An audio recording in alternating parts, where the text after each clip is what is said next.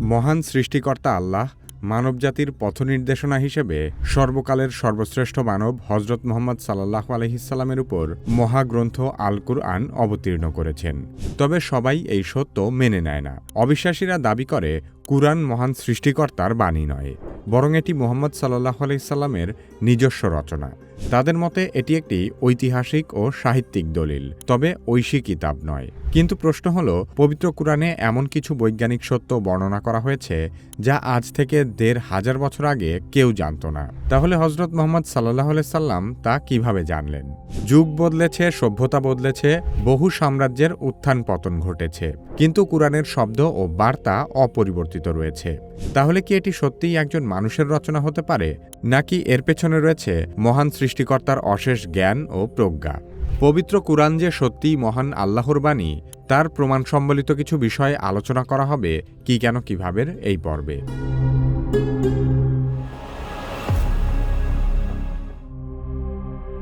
মহান আল্লাহ তাআলা ফেরেশতা জিবরাইল আলাইহিস-সালামের মাধ্যমে ধাপে ধাপে ইসলাম ধর্মের সর্বশেষ নবী মুহাম্মদ সাল্লাল্লাহু আলাইহি সাল্লামের কাছে পবিত্র কুরআন নাজিল করেছেন।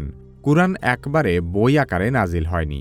প্রায় ২৩ বছরের এক ধারাবাহিক প্রক্রিয়ায় বিভিন্ন সময় ও প্রেক্ষাপটে আয়াতগুলো নাজিল হয়েছে। কোনো প্রশ্নের জবাব, কোনো ঘটনার সমাধান, আবার কখনো বিশ্বাস ও নৈতিকতার দিক নির্দেশনা দিতে ধীরে ধীরে আয়াতগুলো অবতীর্ণ হয়েছে। ফলে কুরআন শুধু তাত্ত্বিক নির্দেশনা নয়, বরং বাস্তব জীবনের সঙ্গে সম্পৃক্ত এক পূর্ণাঙ্গ জীবনবিধান হয়ে উঠেছে। ফেরেশতা জিবরাইল আলাইহিস-সালাম নবীজি সাল্লাল্লাহু আলাইহি সাল্লামের কাছে মৌখিকভাবে আয়াত পৌঁছে দিতেন। নবীজি সাল্লাল্লাহু আলাইহি সাল্লাম তা সাহাবীদের শোনাতেন। সাহাবীরা সাথে সাথে সেগুলো মুখস্থ করতেন এবং একই সঙ্গে বিভিন্ন উপকরণে লিখেও রাখতেন। কোনো বই কাগজে রচনা করা হলে তার সম্পাদনা বা পরিবর্তন করা যায়, কিন্তু কোনো শব্দ যদি একবার মুখ থেকে নির্গত হয়, তখন তা আর কিছুতেই পরিবর্তন করা যায় না। পবিত্র কুরআন তেমনই এক গ্রন্থ যা মহিমান্বিত মহান আল্লাহর বাণীর সমন্বয়ে রচিত হয়েছে। কুরআনের ভাষা আরবি সাহিত্যের সর্বোচ্চ মানদণ্ড হিসেবে বিবেচিত হয়। একবচন, বহুবচন, স্ত্রীবাচক, পুরুষবাচক রূপ, শব্দের বিন্যাস ও ধ্বনিগত সামঞ্জস্য সবকিছু অত্যন্ত সূক্ষ্মভাবে ব্যবহৃত হয়েছে। বহু গবেষক উল্লেখ করেন, বিপরীতার্থক শব্দের ভারসাম্যপূর্ণ ব্যবহার, প্রসঙ্গভিত্তিক শব্দ নির্বাচন এবং ধারাবাহিক শৈলী একটি বিস্ময়কর গঠন তৈরি করেছে। দীর্ঘ ২৩ বছরে ভিন্ন ভিন্ন পরিস্থিতিতে অবতীর্ণ হওয়া সত্ত্বেও এমন সামঞ্জস্য বজায় রাখা মানুষের পক্ষে শুধু কঠিনই নয়, অসম্ভবও বটে। আরবের সেই সময়কে সাহিত্য ও কবিতার স্বর্ণযুগ বলা হতো। তবুও কুরআনের ভাষা, ছন্দ, শব্দচয়ন এবং অলঙ্কার ছিল সম্পূর্ণ ভিন্ন এবং অতুলনীয়। কুরআন নিজেই চ্যালেঞ্জ দিয়েছে এর মতো একটি সূরা রচনা করে দেখাতে, কিন্তু সেই চ্যালেঞ্জ কেউ পূরণ করতে পারেনি। সূরা আন-নাহলের ৬৮ ও ৬৯ নম্বর আয়াতে মৌমাছি সম্পর্কে যে বর্ণনা এসেছে, সেখানে মৌমাছির ক্রিয়াপদ ও সর্বনাম স্ত্রীবাচক রূপে ব্যবহৃত হয়েছে। আধুনিক প্রাণীবিজ্ঞান থেকে আমরা জানতে পেরেছি, মূলত স্ত্রী মৌমাছিরাই মধু সংগ্রহ করে ও চাক নির্মাণ করে। পুরুষ মৌমাছি এসব কাজে অংশগ্রহণ করে না। একইভাবে সূরা নমলের ১৮ নম্বর আয়াতে পিঁপড়াদের কথোপকথন সম্পর্কে যে বর্ণনা এসেছে, সেখানেও স্ত্রীবাচক ক্রিয়াপদ ব্যবহার করা হয়েছে। আধুনিক বিজ্ঞান বলছে, খাবার সংগ্রহ, বাসা বানানো এবং উপনিবেশ রক্ষার মতো সকল কাজই করে নারী পিঁপড়া। তাই সূরা নমলে উল্লেখিত পিঁপড়াটিও যে নারী ছিল, তা বৈজ্ঞানিকভাবেও প্রমাণিত। ৭ম শতকের আরবে মৌমাছি কিংবা পিঁপড়ার জৈবিক ও লৈঙ্গিক ভূমিকা সম্পর্কে এমন সূক্ষ্ম জ্ঞান সাধারণ মানুষের ছিল না। ভাষাগতভাবে সঠিক এবং আধুনিক প্রাণীবিজ্ঞানের সঙ্গে সামঞ্জস্যপূর্ণ এমন বর্ণনা কুরআনের গভীর প্রজ্ঞার নিদর্শন, যা শুধুমাত্র মহান সৃষ্টিকর্তার পক্ষ থেকেই আসতে পারে। পবিত্র কুরআন কোনো বিজ্ঞান গ্রন্থ নয়, এটি মানুষের ঈমান, নৈতিকতা ও জীবন ব্যবস্থার দিক নির্দেশনা। তবে কুরআনের বিভিন্ন আয়াতে এমন কিছু বৈজ্ঞানিক রহস্য আলোচনা করা হয়েছে যার জ্ঞান তৎকালীন পৃথিবীর মানুষের ছিল না। সূরা আল মুমিনের ১২ থেকে ১৪ নম্বর আয়াতে বলা হয়েছে, নিশ্চয়ই আমি মানুষকে সৃষ্টি করেছি মাটির উপাদান হতে, অতঃপর আমি ওকে শুক্রবিন্দুরূপে স্থাপন করি এক নিরাপদ আধারে। পরে আমি শুক্রবিন্দুকে পরিণত করি রক্তপিণ্ডে, অতঃপর রক্তপিণ্ডকে পরিণত করি গোশতপিণ্ডে এবং গোশতপিণ্ডকে পরিণত করি অস্থিপঞ্জরে, অতঃপর অস্থিপঞ্জরকে ঢেকে দেই গোশত দ্বারা। অবশেষে ওকে গড়ে তুলি অন্য এক সৃষ্টিরূপে। অতএব সর্বোত্তম স্রষ্টা আল্লাহ কত মহান। গবেষকদের মতে মানুষের সৃষ্টির ধাপের এমন বর্ণনা আধুনিক বৈজ্ঞানিক ভ্রূণতত্ত্বের সাথে সম্পূর্ণ সামঞ্জস্যপূর্ণ। 7ম শতকের আরবে মানুষের পেটের ভেতর কিভাবে মানব শিশু বেড়ে ওঠে সে সম্পর্কে কোনো ধারণাই ছিল না। তাই এমন সূক্ষ্ম বর্ণনা বিশ্বাসীদের কাছে আল্লাহর জ্ঞানের প্রমাণ হিসেবেই বিবেচিত হয়। সূরা জারিয়াতের ৪৭ নম্বর আয়াতে বলা হয়েছে, আমি আকাশ নির্মাণ করেছি আমার ক্ষমতা বলে, এবং আমি অবশ্যই মহা সম্প্রসারণকারী। মহাকাশমণ্ডলী বিস্তৃত করার বিষয়টি মহাকাশ গবেষকদের আধুনিক মহাবিশ্বের সম্প্রসারণ তত্ত্বের সাথে সম্পূর্ণ মিলে যায়। ২০ শতাব্দীতে জ্যোতির্বিজ্ঞানীরা পর্যবেক্ষণ করেন যে মহাবিশ্ব এখনও সম্প্রসারিত হচ্ছে। সূরা নাবা এবং সূরা নাহলে পর্বতকে পেরেক বা স্থিতিশীলতার উপাদান হিসেবে উল্লেখ করা হয়েছে। আধুনিক ভূতত্ত্বে দেখা যায় অনেক পর্বত টেকটনিক প্লেটের ভারসাম্য রক্ষায় ভূমিকা রাখে।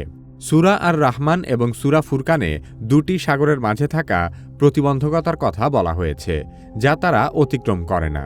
আধুনিক সমুদ্রবিজ্ঞানে দেখা যায় লবণাক্ততা, তাপমাত্রা ও ঘনত্বের পার্থক্যের কারণে 2 সমুদ্রের মাঝে এমন সীমারেখা তৈরি হয়, অথচ কয়েকশো বছর আগে এই সম্পর্কে মানুষের কোনো ধারণাই ছিল না।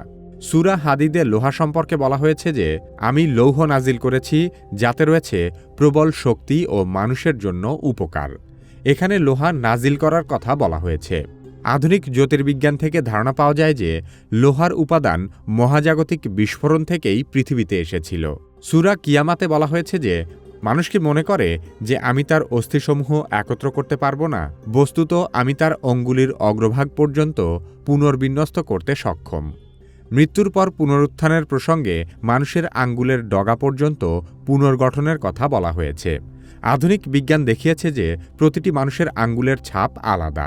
মাত্র কয়েকশো বছর আগেও যে সূক্ষ্ম বিষয় সম্পর্কে মানুষের কোনো ধারণা ছিল না, তা পবিত্র কুরআনে ১,৫০০ বছর আগে বর্ণিত হয়েছে। পবিত্র কুরআনে এমন বহু ইঙ্গিত রয়েছে যা অতি সম্প্রতি বৈজ্ঞানিকভাবেও প্রমাণিত হয়েছে। ঐতিহাসিকভাবে প্রচলিত যে হজরত মুহাম্মদ সাল্লাল্লাহু আলাইহি সাল্লাম লিখতে পড়তে জানতেন না। একজন নিরক্ষর ব্যক্তির পক্ষে নৈতিক, বৈজ্ঞানিক, আইনগত ও আধ্যাত্মিক দিক থেকে এমন সুবিন্যস্ত কিতাব রচনা করা অসম্ভব। পবিত্র কুরআনে সূরা আরাফের ১৫৭ ও ১৫৮ নম্বর আয়াতে নবীজি সাল্লাল্লাহু আলাইহি সাল্লামকে উম্মি নবী বিশেষণে অভিহিত করা হয়েছে। আক্ষরিক অর্থে উম্মি নবী অর্থ নিরক্ষর নবী বা যিনি প্রাতিষ্ঠানিক শিক্ষা গ্রহণ করেননি। তার মানে তিনি কোনো মানুষের কাছ থেকে লেখা বা পড়ার শিক্ষা নেননি, বরং স্বয়ং আল্লাহর পক্ষ থেকে সরাসরি ওহী লাভ করেছেন। আরব সমাজে তখন লিখন ও পঠনবিদ্যা বিরল ছিল। উম্মি শব্দটি উম্মুন বা মা থেকে এসেছে, যার অর্থ মাতৃগর্ভ থেকে জন্ম নেওয়ার পর তিনি স্বাভাবিক ও নিরক্ষর অবস্থায় ছিলেন। এটি তার একটি ইতিবাচক উপাধি এবং মুজেজা বা অলৌকিক নিদর্শন। নিরক্ষর হয়েও তিনি যে জ্ঞান ও পবিত্র কুরআন উপস্থাপন করেছেন তা তার নবুয়তের অন্যতম বড় প্রমাণ। সাধারণ মানুষের জন্য নিরক্ষর হওয়া একটি অযোগ্যতা হলেও নবীজি সাল্লাল্লাহু আলাইহি সাল্লামের জন্য এটি সবচেয়ে বড় যোগ্যতা, কারণ দুনিয়ার কোনো মানুষ তার শিক্ষক হওয়ার যোগ্যতা রাখেন না। সে কারণে স্বয়ং মহান আল্লাহ তাআলা তাকে সরাসরি জ্ঞান দান করেছেন। শুধু তাই নয়, হজরত মুহাম্মদ সাল্লাল্লাহু আলাইহি সাল্লামকে মানবজাতির শিক্ষক হিসেবে প্রেরণ করা হয়েছে। অক্ষরজ্ঞান না থাকা সত্ত্বেও তার চেয়ে মর্যাদাবান জ্ঞানী শিক্ষক মানবজাতির মধ্যে আর কেউ নেই। পৃথিবীতে নবীজি সাল্লাল্লাহু আলাইহি সাল্লামের যদি কোনো শিক্ষক থাকত, তাহলে অবিশ্বাসীরা পবিত্র কুরআনকে সেই শিক্ষকের শিক্ষা বলে দাবি করতে পারত। তাই মহান আল্লাহ নবীজি সাল্লাল্লাহু আলাইহি সাল্লামকে উম্মি নবী বিশেষণে অভিহিত করে তার মর্যাদা বৃদ্ধি করেছেন। সেই সাথে পবিত্র কুরআন যে স্বয়ং আল্লাহ প্রদত্ত জ্ঞান, তার সত্যতা প্রমাণ করেছেন। অবিশ্বাসীদের সবচেয়ে বড় মিথ্যা দাবি হল পবিত্র কুরআন হজরত মুহাম্মদ সাল্লাল্লাহু আলাইহি সাল্লামের রচনা। যদি তর্কের খাতিরে ধরেও নেওয়া হয় এই মহাগ্রন্থ নবীজি সাল্লাল্লাহু আলাইহি সাল্লামের রচনা, সেক্ষেত্রে তিনি নিশ্চয়ই এই বই নিজের গুণগান করা অথবা নিজের বরত্ব প্রকাশ করার জন্য লিখবেন এবং তিনি নিজের অপারগতা ঢেকে রাখার সর্বোচ্চ চেষ্টা করবেন। অথচ পবিত্র কুরআনের একটি গুরুত্বপূর্ণ দিক হল এতে সর্বকালের সর্বশ্রেষ্ঠ মানব মুহাম্মদ সাল্লাল্লাহু আলাইহি সাল্লামকেও সংশোধনের আহ্বান করা হয়েছে। সূরা আবাসায় একজন অন্ধ সাহাবীর ঘটনায় নবীজি সাল্লাল্লাহু আলাইহি সাল্লামকে সতর্ক করা হয়। সেই ভাষা ছিল সম্মানজনক, তবে স্পষ্টভাবে তাকে দিক নির্দেশনাও দেওয়া হয়েছে। সাধারণ যুক্তি হল কোনো মানুষ নিজের শ্রেষ্ঠত্ব প্রমাণের গ্রন্থে নিজেকে সংশোধনের অবস্থানে উপস্থাপন করে না, বরং নিজের মর্যাদা অক্ষুণ্ণ রাখার চেষ্টা করে। শুধু তাই নয়, হজরত মুহাম্মদ সাল্লাল্লাহু আলাইহি সাল্লাম ইসলাম ধর্ম প্রচারণা শুরু করার পর তার অন্যতম শত্রু হয়ে ওঠে ইহুদিরা। কিন্তু পবিত্র কুরআনে ইহুদি ধর্মের নবী হজরত মুসা আলাইহিস সালামের নামই সবচেয়ে বেশি ১৩৬ বার উল্লেখ করা হয়েছে। এরপর ইব্রাহিম আলাইহিস সালামের নাম ৬৯ বার, নূহ আলাইহিস সালামের নাম ৪৩ বার, লূত আলাইহিস সালাম এবং ইউসুফ আলাইহিস সালামের নাম ২৭ বার, আদম আলাইহিস সালাম এবং ঈসা আলাইহিস সালামের নাম ২৫ বার সহ আরও বেশ কয়েকজন সম্মানিত নবীর নাম বহুবার এসেছে। কিন্তু এই কুরআন যার রচনা বলে মিথ্যা অপবাদ দেওয়া হয়, সেই হজরত মুহাম্মদ সাল্লাল্লাহু আলাইহি সাল্লামের নাম মাত্র ৫ বার এসেছে, ৪ বার মুহাম্মদ নামে এবং ১ বার আহমদ নামে। এই বিষয়গুলোই অবিশ্বাসীদের দাবিকে সমূলে উৎপাটন করার জন্য যথেষ্ট। আর তাই মহাগ্রন্থ আল কুরআন মহান সৃষ্টিকর্তা আল্লাহর বাণী হওয়ার ব্যাপারে আর কোনো সন্দেহ থাকে না। পবিত্র কুরআনে ঘোষণা রয়েছে যে আল্লাহ নিজেই এই কিতাব সংরক্ষণ করবেন, আর ইতিহাসই সেই ঘোষণার বাস্তব উদাহরণ। ১৪ শতকেরও বেশি সময় ধরে পৃথিবীর বিভিন্ন অঞ্চলে একই আরবি পাঠ অপরিবর্তিতভাবে তিলাওয়াত করা হচ্ছে। লক্ষ লক্ষ হাফেজ সম্পূর্ণ কুরআন মুখস্থ রেখেছেন, যা মানব ইতিহাসে বিরল এক ঘটনা। অথচ পৃথিবীর অন্য কোনো ছোট একটি বইও সম্পূর্ণ মুখস্থ রাখার এমন কোনো নজির নেই। প্রতিদিন ৫ ওয়াক্ত নামাজে, রমজানের তারাবিতে এবং ব্যক্তিগত তিলাওয়াতে কুরআন নিয়মিত পাঠ করা হয়। পৃথিবীর বিভিন্ন দেশে ভাষা ও সংস্কৃতি ভিন্ন হলেও কুরআনের মূল আরবি পাঠ একই রকম রয়েছে। এটি শুধু একটি ধর্মগ্রন্থ নয়, বরং মুসলমানদের দৈনন্দিন জীবনের অংশ, ইসলামী রাষ্ট্র এবং জীবনবিধানের এক অনন্য সংবিধান। কুরআন এমন এক সংবিধান যা কখনো পরিবর্তন করা যায় না। উদাহরণ হিসেবে বাংলাদেশের সংবিধানের কথাই বলা যাক। বিভিন্ন সময়ে বিভিন্ন সরকার ক্ষমতায় এসে তাদের সুবিধামতো সংবিধান সংস্কার করেছে। পরবর্তীতে অন্য দল ক্ষমতায় এসে আবার সেই পরিবর্তন চ্যালেঞ্জ করেছে এবং পূর্ববর্তী সংস্কার বাতিল হয়ে গেছে। শুধুমাত্র একটি দেশের জন্য প্রণীত সংবিধান মাত্র ৫০ বছরে কতবার পরিবর্তন করতে হয়েছে, অথচ সমগ্র বিশ্ব মানবতার জন্য প্রদত্ত সংবিধান ১৫০০ বছরেও অপরিবর্তিতভাবে টিকে আছে। স্বয়ং আল্লাহ তাআলার ব্যবস্থাপনা ছাড়া এমন ঐশী সংরক্ষণ অসম্ভব। অবিশ্বাসীরা কুরআনকে ঐতিহাসিক দলিল হিসেবেই দেখুক অথবা ধর্মীয় সাহিত্য, মহাগ্রন্থের চিরন্তন, অবিকৃত এবং মানবজাতির জন্য চূড়ান্ত দিকনির্দেশনায় প্রমাণ করে যে পবিত্র কুরআন মহান আল্লাহর বাণী।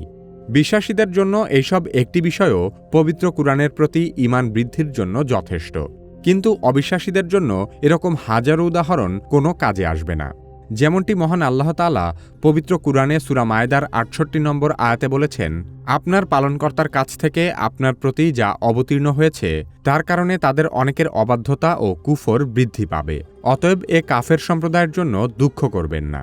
মহান আল্লাহ তাআলার এই বাণী যার উপর অবতীর্ণ হয়েছে তিনি হজরত মুহাম্মদ সাল্লাল্লাহু আলাইহি সাল্লাম কেন সর্বকালের সর্বশ্রেষ্ঠ মানব সে সম্পর্কে জানতে চাইলে কিভাবে এই ভিডিওটি দেখতে পারেন। বর্তমান সময়ে এআই না শিখলে আপনি নিশ্চিতভাবেই পিছিয়ে পড়বেন। যারা নিজে নিজে এআই এর ব্যবহার শুরু করতে ভয় পাচ্ছেন তারা কিভাবে একাডেমির এআই দক্ষতা কোর্সে ভর্তি হতে পারেন। ভিডিও ডেসক্রিপশন ও পিন কমেন্টে কোর্সের লিংক দেওয়া আছে।